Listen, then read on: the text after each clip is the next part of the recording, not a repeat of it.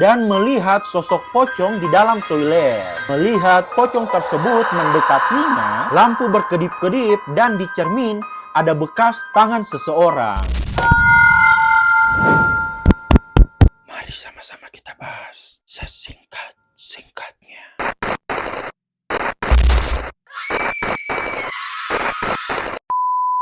Halo kakak, terima kasih banyak sudah klik video ini. Di video kali ini saya akan membahas sebuah kisah horor yang dialami oleh seorang perempuan bernama Pratiwi. Setelah mendengar cerita ini, menurut saya cerita ini sangat seram dan kakak-kakak semua di sini harus mengetahui cerita ini, khususnya kakak-kakak semua di sini yang bekerja di kantor dan sering lembur. Kejadian ini dialami sendiri oleh Pratiwi saat ia berada di kantor tempat ia bekerja. Oke kakak, mari sama-sama kita bahas sesingkat-singkatnya tentang kejadian horor yang dialami oleh Pertiwi.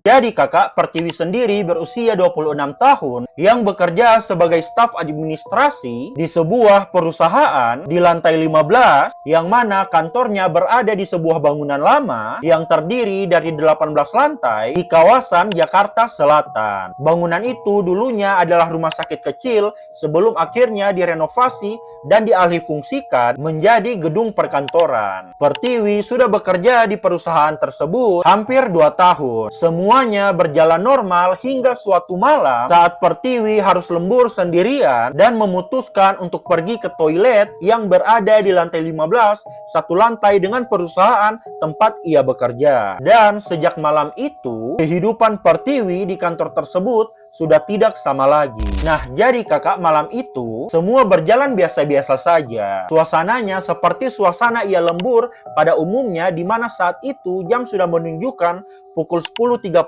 malam, yang mana ruang kantor sepi. Di dalam kantor tersebut sudah kosong sejak jam 6 sore. Hanya Pertiwi yang masih sibuk menginput data, dan saat duduk terlalu lama, Pertiwi merasa perutnya mules. Pertiwi memutuskan untuk pergi ke toilet sebentar sebelum lanjut mengerjakan pekerjaannya. Toilet lantai 15 letaknya agak ujung lorong dekat tangga darurat. Tidak ada siapa-siapa, lampu koridor remang, lorong panjang itu bergaung saat Pertiwi melangkah. Toilet wanita itu mempunyai 8 bilik dan saat Pertiwi masuk semua pintu tertutup, yang mana saat itu Pertiwi memilih toilet nomor 2 dekat wastafel dan pintu keluar. Suasana malam itu hening, tapi saat Pertiwi duduk terdengar suara pintu toilet paling ujung berderi terbuka lalu tertutup lagi secara perlahan-lahan. Pertiwi menahan napas.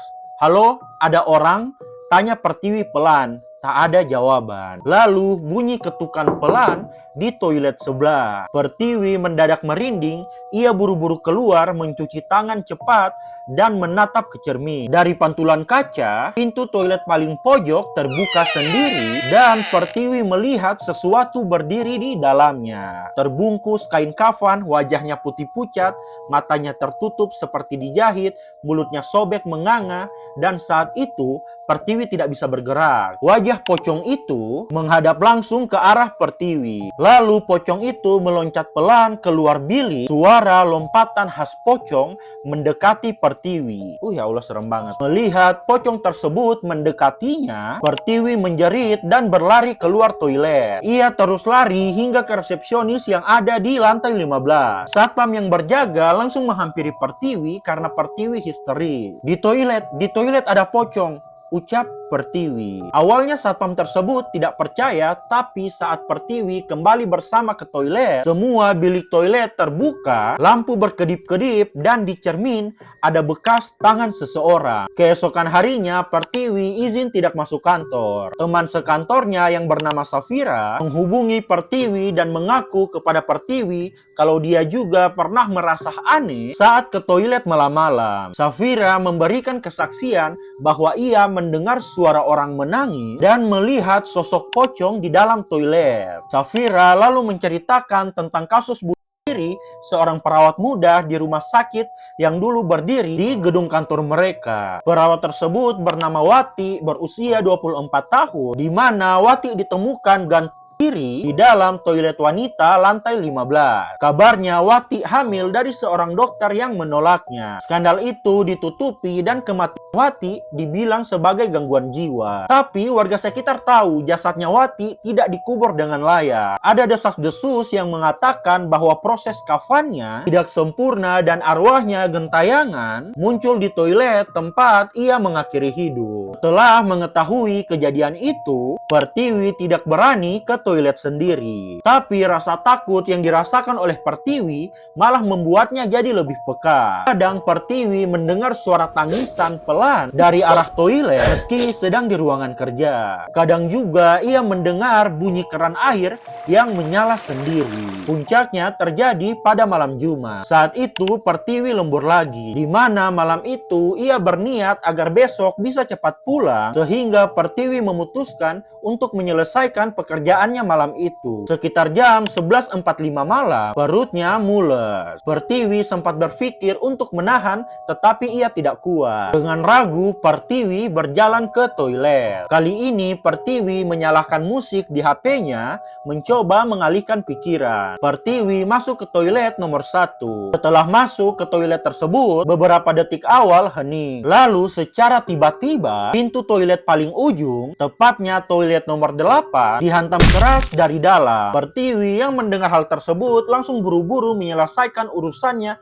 di toilet tersebut. Tetapi saat hendak keluar dari toilet, Pertiwi mendengar suara yang sangat jelas dari seorang perempuan yang mengatakan, ini aku, tolong aku." Pertiwi yang mendengar hal tersebut langsung menjerit keluar dari toilet sambil berlari. Dan saat Pertiwi keluar, di cermin ia melihat Pocong Wati berdiri di belakangnya dengan wajah penuh belatung. Melihat hal tersebut, Pertiwi pingsan, kakak. Singkat cerita, setelah kejadian itu, Pertiwi pergi menemui seorang ustadz kenalan dari tantenya Safira, di mana setelah menemui ustadz tersebut, sang ustadz, Pertiwi, Safira, dan tantenya Safira datang ke kantor malam-malam. Setelah sampai di toilet lantai 15, ustadz mengatakan bahwa arwahnya Wati masih terikat di toilet itu karena tali kafan pada bagian kepala dan kaki tidak dibuka saat dikuburkan. Ia terjebak, marah, dan muncul pada siapapun